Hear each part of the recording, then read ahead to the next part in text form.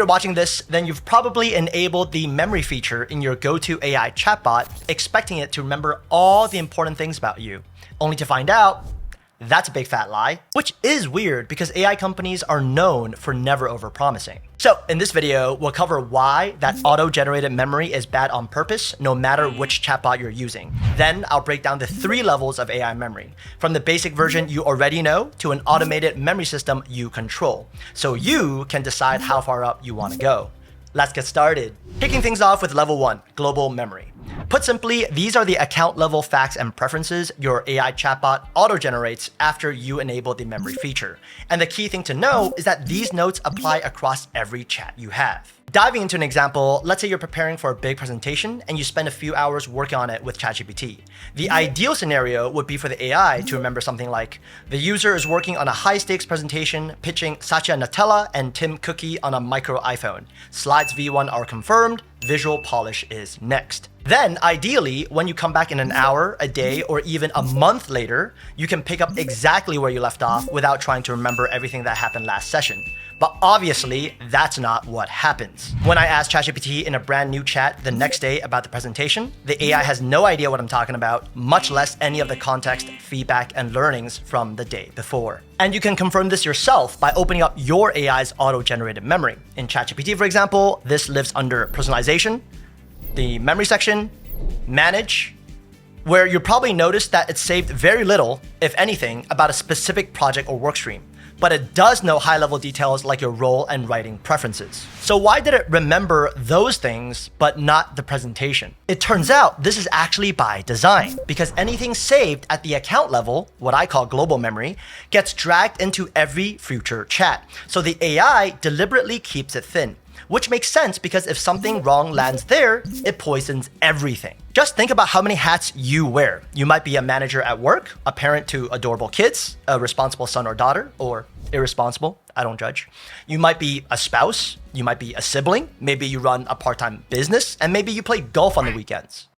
Information that's useful in one of those contexts can be completely irrelevant in another. So if AI tried to save all of it at the global level, every new chat would be carrying around a bunch of unrelated contexts, and that can very easily make the output worse. So in plain English, global memory stays high level because it has to work across every part of your life.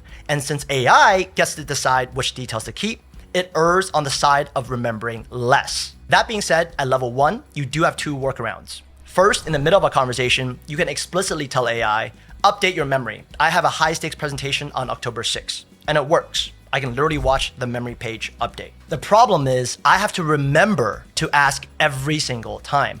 And that new entry lands inside the same thin global profile the AI curates. So it follows me into unrelated chats that have nothing to do with this presentation. The second workaround is to connect tools like Google Drive, then tell the AI, pull the latest meeting transcript on the Nutella cookie deal and use it as context. And this can also give the AI information it needs. But this is also problematic because what if you didn't have a meeting about this presentation? And connectors also don't know what happened in a previous working session inside ChatGPT. And just to be clear, both Claude and Gemini have their own versions of global memory, and they behave exactly the same way. As a quick recap, level 1 is where the AI writes account level memory about you that applies to every chat, which is useful for the high level details that should follow you across all those different roles. But it's never going to hold enough specific context for real work. Now, longtime viewers know my workflow involves pulling meeting transcripts from Google Drive straight into AI, but that workflow has one critical gap: conversations that happen in person, like coffee chats.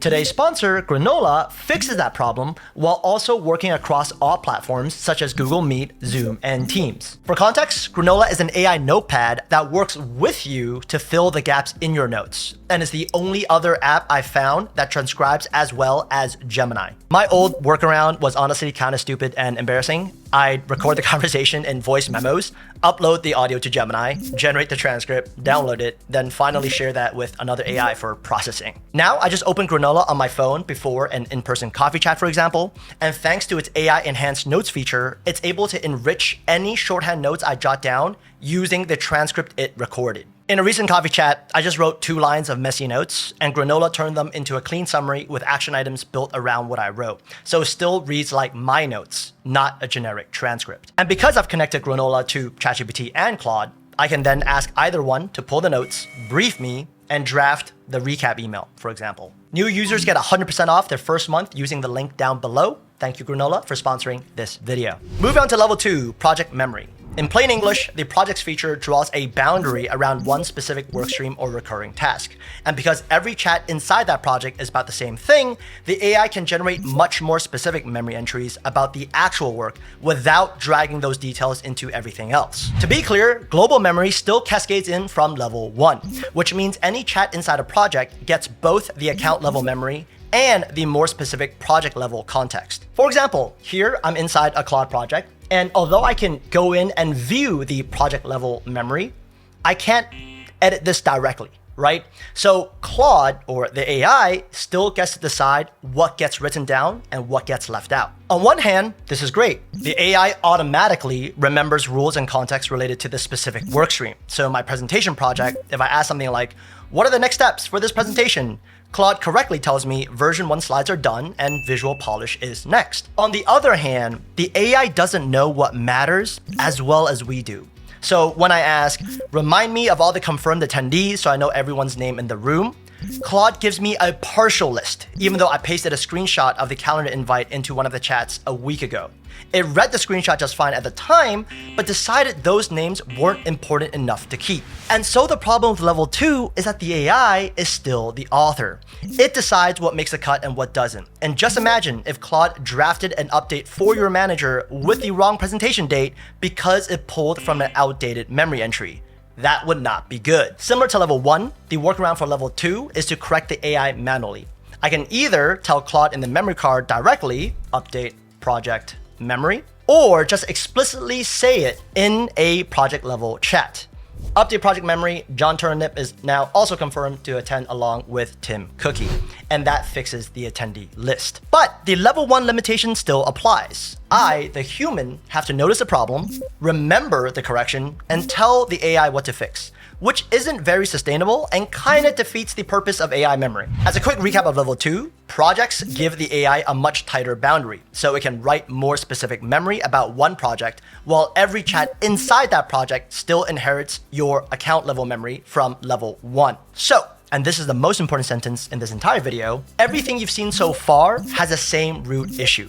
The AI is still in control. It decides what gets remembered, where it lives, and when it gets written. All right, level 3, your own memory system. In a nutshell, this is where memory stops being a black box and becomes actual files you, the user, have full control over.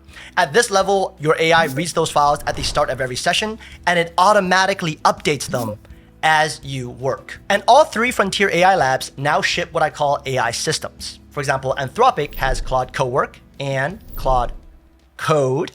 OpenAI has ChatGPT Work and ChatGPT Codex. By the way, let me know if you want a video on ChatGPT Work. And Gemini has Gemini Spark.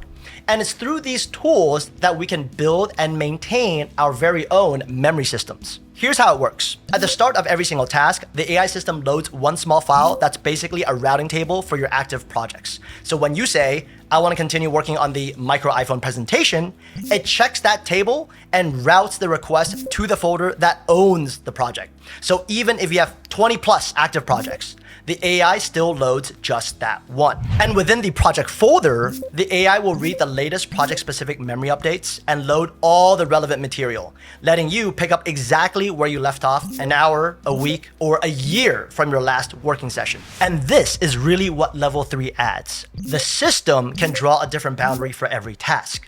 Global context still cascades down, but now I decide where every memory write belongs, and the AI does the grunt work for me. So let's see this in action. Here in Claude Cowork, I have my Jeff OS workspace folder mounted, and in a fresh session with no context, right? I can say, I want to continue working on the micro iPhone presentation. Where are we right now, and what do we do next?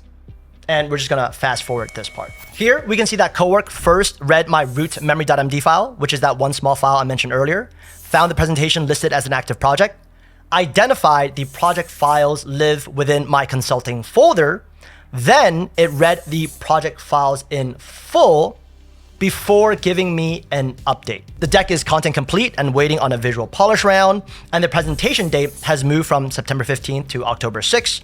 And because 3 more attendees are coming, we had to book a larger conference room. And it even knows what items are still open. And here's a critical thing about level 3. None of this came from an AI black box. They all came from folders and plain text files that I can open, read, and most importantly, edit. As you can see here, right? This is the plain text file that I just opened in Obsidian, and I can change the presentation date from October 6th to October 30th, right? And this gives me full visibility and control over my memory system. I know this looks intimidating, but it's actually very easy to get started. My free Cowork toolkit includes all the templates you need to build your own Cowork workspace in 1 week. Link down below. Back in the same Cowork session, let's continue working on the slide deck. Let's do the headline pass. Go through the deck and sharpen every slide headline so it states the inside. And we're just gonna fast forward a little bit here. All right, it comes back with rewrites for some of these slides, but I notice a few of them still use acronyms like ASP, SKU, and GTM. Yeah, so I give it feedback using plain English. Don't use acronyms in slide headlines, spell them out. And skipping ahead a little bit here, after about a minute, it reruns the entire pass and confirms all slide titles are now acronym free. Now, watch this. When I'm done working, I just type, I'm done with this session, let's wrap up, and we'll send this off. While that's processing, here's what's happening under the hood. Claude Cowork is scanning through the entire session for decisions, learnings, and progress worth keeping. And then, most importantly, it'll separate findings that need my approval from updates it can handle itself. Here, under the input needed section, it proposes turning my one-off acronym correction into a permanent rule for all future working sessions. And under the approval exempt section, we see Cowork has already done 2 things. First, it recorded that the headlines were edited. And second, it also updated the small file. It always loads first, root memory.md, because polish round next is no longer true, meaning our next session starts where this one ended. So just to be clear, whenever I wrap up a working session, the AI proposes improvements that future sessions should follow and automatically updates the memory files with the progress we made. As a quick recap, level 3 is where we decide what gets saved and where it belongs, while the AI is still responsible for the upkeep, aka the grunt work. And most importantly, every single change lands in a plain text file that we can open and edit ourselves, so we have full visibility. Now, I don't want to overwhelm you, but this next part is too cool not to share. Once you have an AI system set up correctly, that routing works across your entire workspace, not just inside one project. For example, if I say something like draft an email updating my manager on the micro iPhone presentation, it routes to the folder holding my writing rules and the project folder with the actual details.